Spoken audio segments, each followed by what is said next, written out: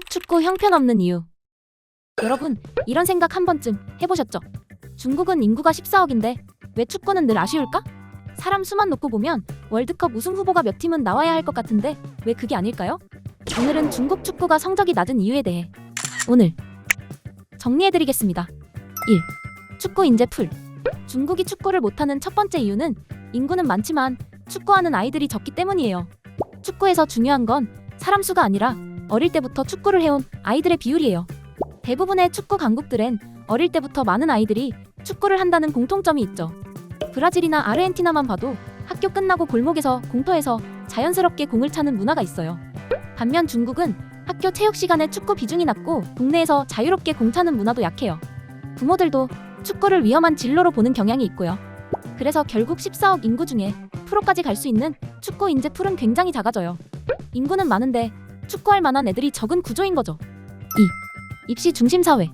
두 번째 이유는 축구를 시작하는 시점이 너무 늦기 때문이에요. 축구는 초등학교, 더 빠르면 유치원 때부터 기술을 몸에 익혀야 하는 스포츠예요. 그런데 중국 사회는 전통적으로 공부, 성적, 입시가 최우선이죠. 운동은 잘 되면 좋고 안 되면 끝인 위험 부담이 큰 선택으로 여겨져요. 부모 입장에선 축구를 시키느니 차라리 공부를 시키는 게 훨씬 안전한 선택인 거죠. 이런 구조 때문에 축구를 본격적으로 시작해야 할 시기를 놓치게 돼요. 시작이 늦어질수록 기술 격차는 좁히기 어려워지죠. 그래서 재능이 있어도 시작도 못 해보는 경우가 많아요. 잠깐, 스톱. 중국은 단체 스포츠를 다 못하는 걸까? 전부 못하는 건 아니에요. 탁구나 배드민턴처럼 통제랑 훈련이 중요한 종목엔 강해요. 반면 축구처럼 자율성과 판단이 중요한 스포츠엔 좀 약해요. 결국 단체냐 개인이냐보다 훈련 방식과 종목 특성 차이인 거죠. 3. 엘리트 선발 방식. 세 번째 이유는 너무 일찍 선발만 하는 식으로 키우는 시스템이에요. 중국 축구는 오랫동안 국가 주도 엘리트 육성 방식에 가까웠어요. 어릴 때부터 소수만 뽑아서 집중적으로 키우는 구조였죠. 근데 문제는 축구가 그렇게 키워지는 스포츠가 아니라는 거예요. 축구는 수많은 아이들이 경쟁하고 실패하고 다시 도전하는 과정을 통해 자연스럽게 재능이 드러나는 스포츠예요.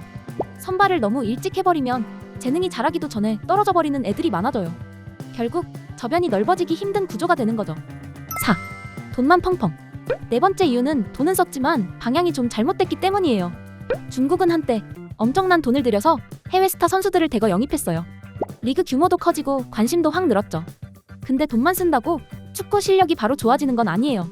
유소년 시스템, 지도자 양성, 생활체육, 실패도 자연스럽게 받아들이는 문화까지 같이 커져야 하거든요. 축구는 정책이나 투자보다 시간과 문화가 만드는 스포츠예요. 그럼 정리해볼까요? 인구는 많지만 축구하는 아이들이 적음. 축구를 시작하는 시점이 너무 늦음. 너무 일찍 선발만 하는 시스템 문제. 돈은 썼지만 방향이 좀 잘못됐기 때문. 그래서 중국 축구는 인구는 많은데 못하는 나라라기보단 애초에 축구가 잘할 환경이 부족했던 나라에 가까워요. 축구는 환경이 중요합니다.